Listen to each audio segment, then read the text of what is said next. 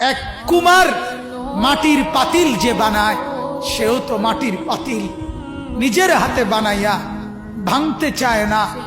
9 মাস আমি নিজের হাতে মায়ের পেটে রেখে আমি যারে বানাইছি, আমি নাক লাগাইছি, চোখ লাগাইছি, 1 দিন 2 দিন না, 9 মাস আমি যারে বানাইলাম, আমার হাতে গড়লাম, আমার হাতে সাজাইলাম, আজ তাকে আমি কেমনে ধ্বংস করে দেই, কেমনে ধ্বংস।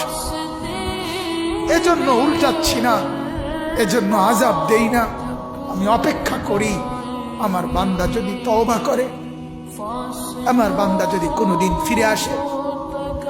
আল্লাহ তাআলা বলে, আমার বান্দা তুমি যদি ফিরে আসো, আমি 90 বছরের গুনাহ একসাথে মাফ করে দেব।